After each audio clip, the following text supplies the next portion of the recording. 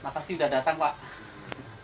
Dulu saya mau kenalin saya dulu di Jogja. Dulu waktu pertama kali saya bergerak di bambu itu ketika setelah pasca gempa Jogja. Karena waktu itu kan banyak bantuan nih, Pak. Jadi banyak rumah yang roboh, sekolah yang roboh, bangunan-bangunan yang roboh, terus kita butuh shelter yang cepat sekali. Makanya kita pikir apa ya material yang cepat, yang bisa dipanen dan murah dan gampang untuk dibangun. Terus kan di Jogja sebenarnya sudah ada nih budaya bambu dan masyarakatnya sudah nggak asing sama bambu. Jadi ya bambu lah material yang paling gampang dan yang paling gampang dicari. Dari situ maka kita waktu itu kan nggak ada nggak ada bambu, nggak di treatment, nggak diawetin, jadi gampang sekali dimakan bubuk. Makanya dari bangunan-bangunan yang telah kita bangun itu, karena itu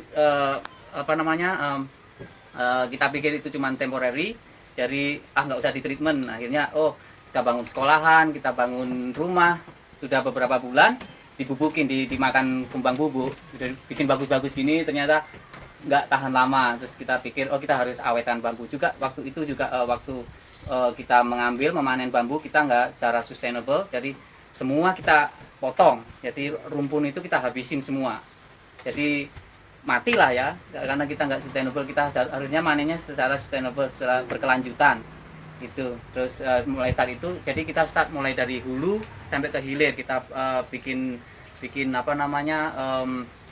sistemnya itu komplit. Jadi kita harus tahu dari sumbernya sampai kita bawa, kita jadikan produk, kita harus tahu semuanya.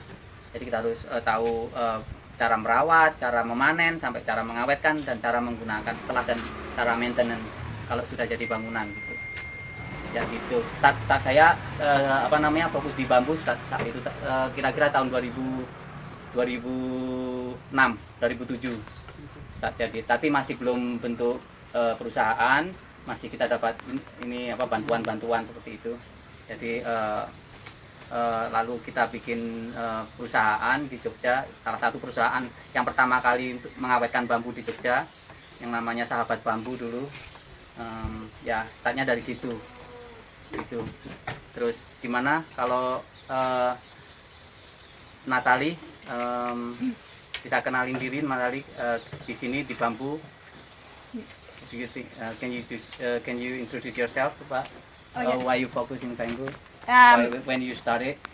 I started in Philippines. I was helping a local family for making a homestay in the remote area in Philippines, and then I saw like how the insect is eating the bamboo, the bubuk makan bamboo, and so I want to learn about how to make the bamboo lasting a long time and building in a way that the local people can afford and be able to build it in say like a small village or remote area that doesn't need like a big treatment facility or like factory process, and that's mainly affordable for local people.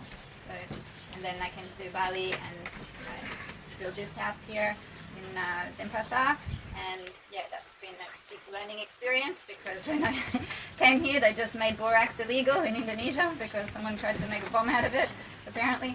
So I tried a lot of different things. I had quite a few insect wars going on, and but I'm glad that now I can learn the borax treatment.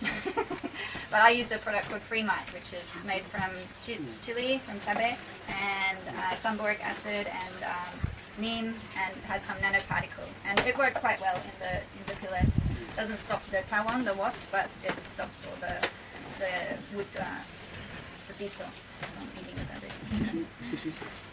Untuk di toilet? Di bawah, di belakang tangga. Thank you.